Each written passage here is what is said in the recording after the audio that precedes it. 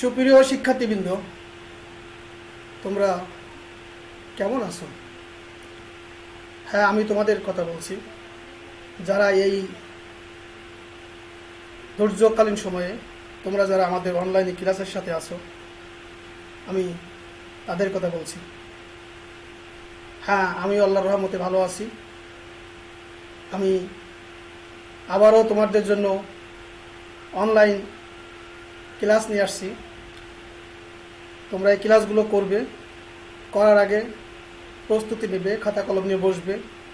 সারা বাংলাদেশে online class হচ্ছে, তোমরা এই ক্লাসগুলো রীতিমতো করবে। যেহেতু সামনের দিকে আমাদের পড়াশুনো চালিয়ে নিতে হলে অবশ্যই তোমাদের অনলাইন ক্লাসগুলো করতে হবে।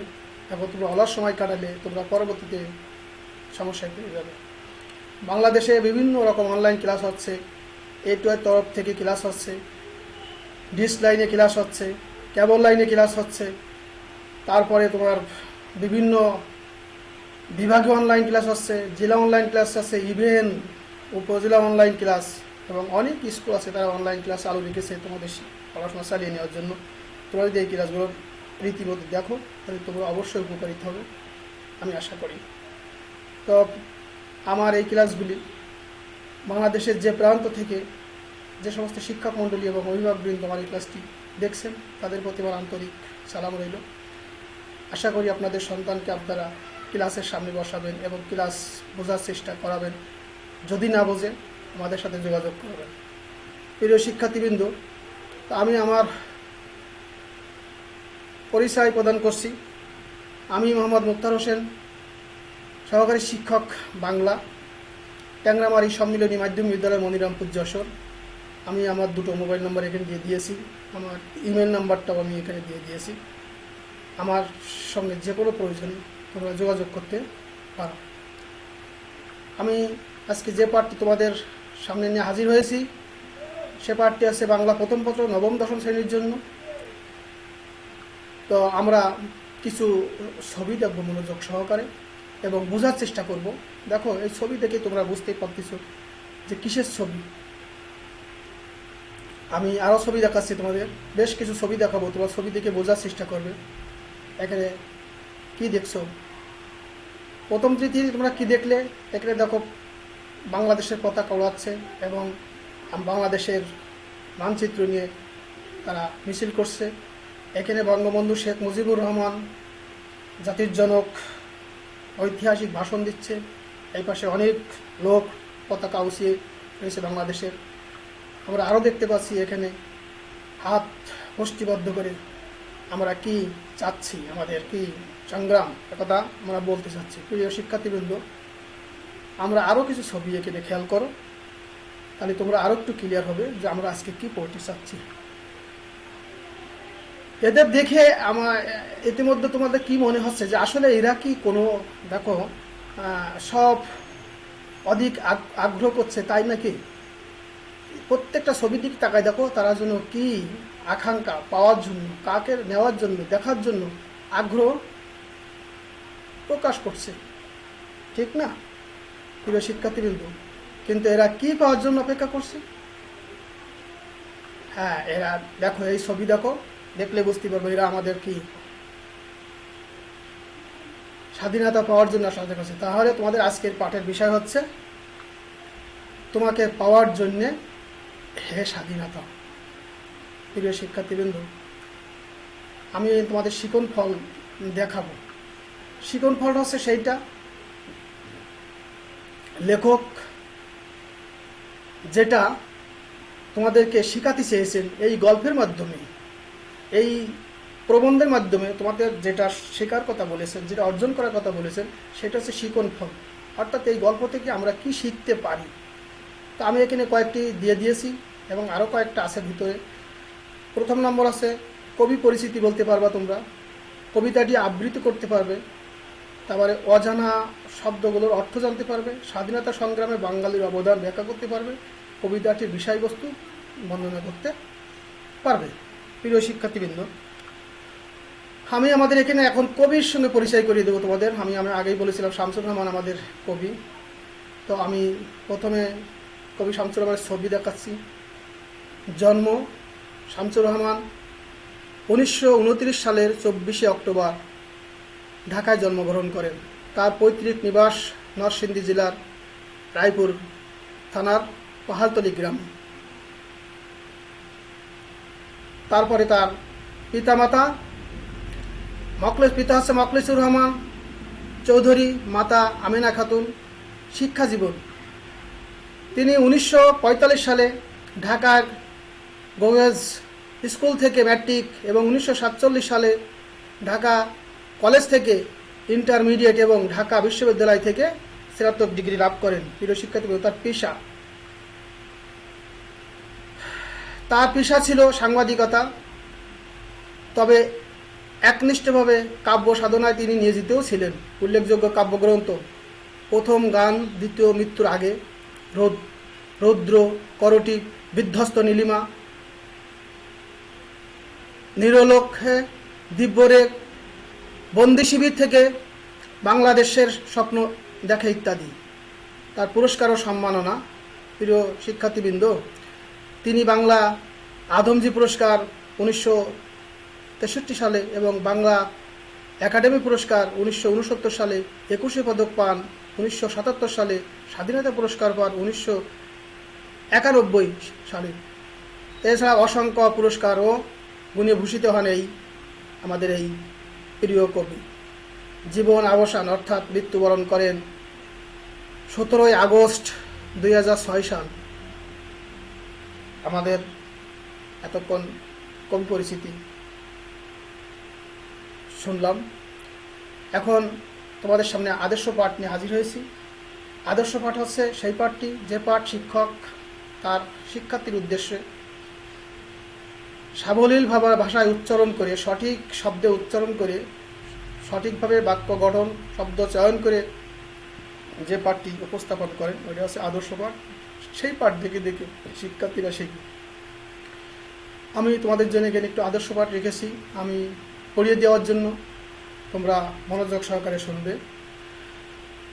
তোমাকে পাওয়ার জন্য হে স্বাধীনতা, তোমাকে পাওয়ার জন্য আর কতকাল ভাসতে হবে রক্ত গঙ্গায়, আর কতকাল দেখতে হবে খান্ডব দাহন।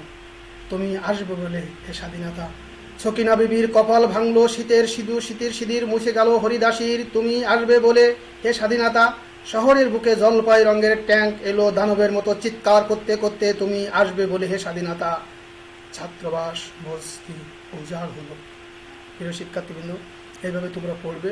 এরপরে তোমাদের জন্য একটু সরব পাঠ শিখেছি, অর্থাৎ সরব পাঠটাও এইভাবে পড়তে হবে। শিক্ষক যেভাবে পড়িয়ে দিলেন, আমি যেভাবে তোমাদের পড়িয়ে দিলাম, ওইভাবে তোমরাও পড়ার চেষ্টা করবে।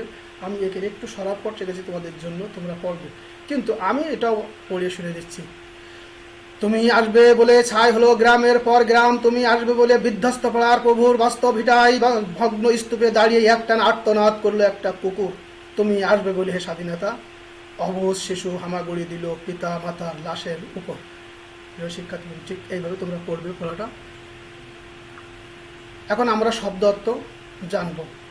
শব্দ অর্থ আমাদের জীবন ফলে ছিল, ওটা আমাদের অর্জন করতে হবে। তাহলে আমি এখানে তোমাদের শব্দ দিয়ে দিছি, সাথে সাথে দেখো ছবি দিয়ে দিছি, তোমাদের বুঝতে তার সুবিধা হয়। 1 নম্বর আছে ভাঙ্গন। ভাঙ্গন মানে কি? ধসা বা ভেঙে পড়া। উজাড়, দেখো উজাড়, ওই যে পড়িয়ে উজাড় হয়ে গেছে, শূন্য বা শেষ হয়ে যাওয়া। তারপর বাস্তবিটা, বসত ভিটা। প্রিয় শিক্ষার্থীবৃন্দ, উদ্দাম মানে অত্যন্ত প্রবল বেগে যাচ্ছে।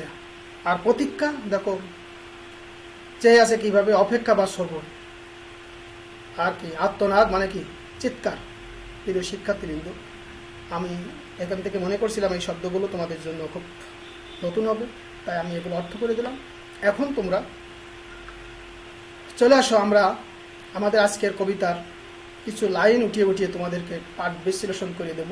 তোমরা এগুলো শুনবে, তাহলে তোমাদের কাছে আরও সুবিধা হবে। ছবির সাথে তোমাদের পাঠের দেখো কত সুন্দর করে মিল করে দিয়ে আছে। তোমাকে পাওয়ার জন্য হে স্বাধীনতা, তোমাকে পাওয়ার জন্য আর কতকাল ভাসতে হবে রক্ত গঙ্গায়। দেখো রক্ত গঙ্গায় ভাসছে। তুমি আসবে বলে হে স্বাধীনতা, ছকিনা বিবির কপাল ভাঙলো শীতের সিঁদুর মুছে গেল হরিদাসীর। ছবির দিকে তাকাবো আর দেখবা, তাহলে অবশ্যই তোমরা কিছুটা অনুভব করতে পারবে। তুমি আসবে বলে হে স্বাধীনতা, শহরের বুকে জলপাই রঙের ট্যাঙ্ক এলো দানবের মতো চিৎকার করতে করতে। তুমি আসবে বলে হে স্বাধীনতা, ছাত্রাবাস বস্তি উজাড় হলো। রিকয়েলসের রাইফেল আর মেশিন গান খই ফোটালো যত্র তত্র। তুমি আসবে বলে ছাই হলো গ্রামের পর গ্রাম। তুমি আসবে বলে বিধ্বস্ত পাড়ায় প্রভুর বাস্তব ভিটায় ধ্বংসস্তূপের উপর একটানা দাঁড়িয়ে একটি কুকুর আর্তনাদ করল। তুমি আসবে বলে হে স্বাধীনতা অবুঝ শিশু হামাগুড়ি দিল পিতা মাতার লাশের উপর।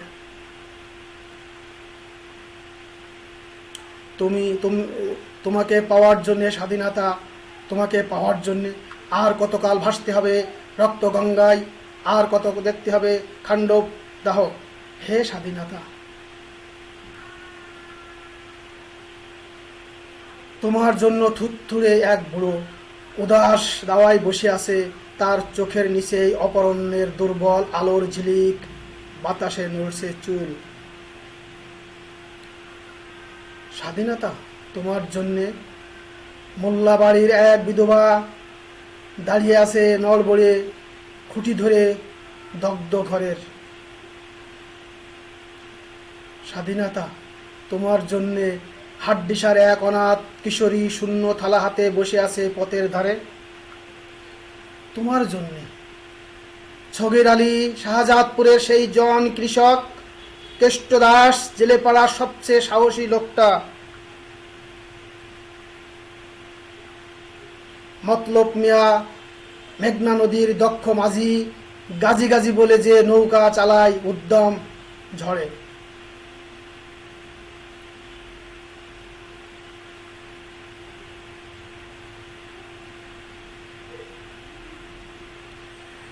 রুস্তম শেখ ঢাকার রিক্সাওয়ালা, তার ফুসফুস এখন পোকার দখলে। আর রাইফেল কাঁধে বনে জঙ্গলে ঘুরে বেড়ানো সেই তেজি তরুণ যুবক, যার পদভারে একটি নতুন পৃথিবীর জন্ম হতে চলেছে। সবাই প্রতীক্ষা করছে তোমার জন্য। হে স্বাধীনতা। প্রিয় শিক্ষার্থীবৃন্দ, এতক্ষণ তোমাদেরকে আমি কবিতার লাইন বাই লাইন উঠিয়ে কিছু ছবি দিয়ে, যাতে তোমাদের বুঝতে সহজ হয়, আমি তোমাদের বোঝানোর চেষ্টা করেছি। কবি স্বাধীনতাকে কতভাবে চেয়েছে, স্বাধীনতাকে পাওয়ার জন্য কবি কি কি করতে হয়েছে, সেই স্বরূপগুলো এখানে কবি তুলে ধরার চেষ্টা করেছে। তো আমরা এখন আমাদের এই কবিতার মূল বিষয়বস্তু তোমাদের সাথে আলোচনা করব। তোমরা মনোযোগ সহকারে শুনবে, আরও ক্লিয়ার হবে এবং বোঝার চেষ্টা করো। আমি পড়ছি। তোমাকে পাওয়ার জন্য হে স্বাধীনতা শীর্ষক কবিতাটি শামসুর রহমান শ্রেষ্ঠ কবিতা নামক কাব্যগ্রন্থ থেকে নেওয়া হয়েছে। কবি শামসুর রহমানের শ্রেষ্ঠ কাব্যগ্রন্থ থেকে এটা নেওয়া হয়েছে। কবিতাটি কবির বন্দি শিবির থেকে নামক কাব্যগ্রন্থের অন্তর্ভুক্ত। তার বন্দি শিবির থেকে কাব্যগ্রন্থ থেকে এটা অন্তর্ভুক্ত ছিল। স্বাধীনতা তুমি শুধুমাত্র শব্দমাত্র নয়। কবি বলতে চাচ্ছেন এখানে স্বাধীনতা শুধু শব্দমাত্র নয়, এটি এমন এক অধিকার ও অনুভব যা মানুষের জন্মগত। কিন্তু পাকিস্তানিরা বাঙালির স্বাধীনতা হরণ করেছিল। সেই স্বাধীনতা অর্জনের জন্য 1971 সালে অপমর বাঙালি মুক্তিযুদ্ধে ঝাঁপিয়ে পড়ে। যুদ্ধ চলাকালে বাঙালির রক্তে রক্ত বইয়ে দেয় পাকিস্তানি দুর্যোবাস সৈনিকরা। বাংলাদেশের স্বাধীনতার জন্য সংগ্রামের ছকিনা বিবির মতো গ্রামীণ নারীর সহজ সরল সম্বল বিসর্জিত হয়েছে। হরিদাসী হয়েছে স্বামীহারা, নবজাতক হারিয়েছে তার বাবা মাকে। পাকিস্তানি হানাদার বাহিনী বাঙালির ছাত্রাবাস আক্রমণ করে ছাত্রদেরকে হত্যা করেছে। শহরের বুকে আগ্নেয়াস্ত্র নিয়ে গণহত্যা চালাইছে। পুড়িয়ে দেয় গ্রাম এবং শহরের পর শহর লোকালয়। এর প্রাকৃতিক প্রতিবাদ ওঠে পশুর কণ্ঠেও। আত্মনাদ করে কুকুর। মুক্তিযুদ্ধের শ্রমিক, কৃষক, জেলে, রিকশাওয়ালা, এক কথা আবাল বৃদ্ধ বনিতা সবাই সেখানে সাধারণ মানুষ আত্মত্যাগ করে। দগ্ধ হওয়া লোকালয় প্রবীণ বাঙালির আলোকিত চোখে চেয়ে থাকে। সেই সঙ্গে নবীন রক্তে প্রাণ সঞ্চার ও আশা জেগে থাকতে দেখে কবি মুক্তিযুদ্ধ চলাকালে দৃঢ়তার সঙ্গে উচ্চারণ করেন, এত আত্মত্যাগ যার উদ্দেশ্যে সেই স্বাধীনতাকে বাঙালি একদিন ছিনিয়ে আনবেই। অর্থাৎ কবির দৃঢ় বিশ্বাস বাঙালির এই আত্মত্যাগ, এই অবদান একদিন বিজয়ের পথ নিয়ে চলে আসবে। কবি এই প্রত্যাশা করেছেন। আমাদের এই কবিতায় কবি এটাই বোঝাতে চেয়েছেন। প্রিয় শিক্ষার্থীবৃন্দ, তো আমরা মূল বক্তব্য শুনলাম। আমি তোমাদেরকে এখন মূল্যায়নে নিয়ে যাব। মূল্যায়ন আছে সেইটা, এই গল্পটি আমি তোমাদের সামনে এতক্ষণ উপস্থাপন করলাম। তোমরা এই গল্পের ভিতরে অনেক কিছু তোমাদের ভিতরে আয়ত্ত করতে পেরেছো, নিতে পেরেছো। সেইগুলো আমি ছোট ছোট প্রশ্ন আকারে তোমাদের কাছে প্রশ্ন করে জানবো যে তোমরা আসলে কতটুকু নিতে পেরেছো। আমি প্রশ্ন করব, তোমরা চেষ্টা করবে আসলে পারতেছো কি না। যদি তোমরা পারো তাহলে বুঝবো তোমাদের এই কবিতা পড়াটা কিছুটা হলেও সার্থক হয়েছে। প্রিয় শিক্ষার্থীবৃন্দ, আমার প্রথম প্রশ্ন আছে, অবুঝ শিশু কোথায় হামাগুড়ি দিল? তোমরা অবশ্যই বলতে পারবে যে অবুঝ শিশু কোথায় হামাগুড়ি দিয়েছিল। আমি আমার কবিতার লাইনের মধ্যেই পড়িয়ে দিয়েছিলাম। 2 নম্বর হচ্ছে, ছকিনা বিবির কপাল ভাঙল কেন? অবশ্যই তোমরা বলতে পারবে। 3 নম্বর প্রশ্ন আছে, প্রতীক্ষা শব্দের অর্থ কি? প্রতীক্ষা আমি দেখাইছিলাম, শব্দের ভিতরে দেখাইছিলাম। 4 নম্বর আছে, দাওয়ায় কে বসেছিল? সেটাও আমি তোমাদের কবিতার লাইনের মধ্যে দেখিয়ে গিয়েছিলাম। ছাই হলো গ্রামের পর গ্রাম বলতে কি বোঝানো হয়েছে? তোমরা অবশ্যই বুঝতে পারিস কেন গ্রামের পর গ্রাম ছাই হলো। যে কটা প্রশ্ন এখানে আমি তোমাদের দিয়েছি সব কটা কিন্তু আমি তোমাদেরকে বুঝিয়ে দিয়েছি কবিতার লাইনের ভিতরে, শব্দার্থের ভিতরে, মূলভাবের ভিতরে বুঝিয়ে দেওয়ার চেষ্টা করেছি। সুপ্রিয় শিক্ষার্থীবৃন্দ, আমরা এখন আমাদের বাড়ির কাজ দেব। বাড়ির কাজটি হচ্ছে সেই কাজ যে কাজ তোমাদের জন্য অনলাইন ক্লাস অত্যন্ত একটা গুরুত্বপূর্ণ কাজ। এই বাড়ির কাজটি তোমরা অবশ্যই করবে। এই বাড়ির কাজের মাধ্যমে তোমাদেরকে মূল্যায়িত করা হবে। বাড়ির কাজ তোমাদেরকে নেওয়া হবে পরবর্তীতে। তোমরা কে বাড়ির কাজ করেছো, কে করনি, এটা অবশ্যই পরবর্তীতে দেখা হবে। যারা বাড়ির কাজ করবে তাদেরকে শুধুমাত্র মূল্যায়ন করা হবে, আর যারা বাড়ির কাজ করবে না তাদেরকে মূল্যায়ন করা হবে কি হবে না বিবেচনা করে। তো বাড়ির কাজটা তোমরা অবশ্যই মনোযোগ সহকারে করবে। তো আমাদের আজকে যে বাড়ির কাজটা ছিল সে বাড়ির কাজটা একটু দেখে নাও তোমরা কি। আমি এখানে যে বাড়ির কাজটা তোমাদের দিয়েছি সেটা হচ্ছে কি, ধর্ম, বর্ণ, গোত্র নির্বিশেষে সব শ্রেণী পেশার মানুষের আত্মদানের বিনিময়ে এসেছে আমাদের স্বাধীনতা। আমি আর একবার বলি, তোমরা ভালো করে বোঝার চেষ্টা করো। ধর্ম, বর্ণ, গোত্র নির্বিশেষে সব শ্রেণী পেশার মানুষ তাদের আত্মত্যাগ করেছেন এই স্বাধীনতার জন্য। তোমাকে পাওয়ার জন্য স্বাধীনতা কবিতার আলোকে মন্তব্যটি বিশ্লেষণ করে লিখে আনবে। অর্থাৎ এই আমাদের এই স্বাধীনতার জন্য বাংলার আপামর জনসাধারণ অর্থাৎ সবার অবদানে এই বাংলার স্বাধীনতা, এই কথাটি তোমাকে বাড়ি থেকে লিখে আনতে হবে। সুপ্রিয় শিক্ষার্থীবৃন্দ, তো আমি আমার অনুষ্ঠানের, আমার ক্লাসের একেবারে শেষ পর্যায়ে চলে এসেছি। আমি আবারও তোমাদের কাছে উদ্যত আহ্বান রাখবো, তোমরা অবশ্যই অবশ্যই স্বাস্থ্যবিধি মেনে সব সময় বইয়ের কাছে থাকবে। কারণ তোমরা ছাত্র, তোমরা শিক্ষার্থী, তোমাদের কিন্তু অন্য কাজে থাকার কথা না। তোমরা এখন ঘরে বসে তোমাদের বই পড়বে এবং সুস্বাস্থ্য নিয়ে বেঁচে থাকবে, এই প্রত্যাশায় আগামী ক্লাসের আমন্ত্রণ জানিয়ে আজকের মতন এখানে শেষ করছি। আল্লাহ হাফেজ।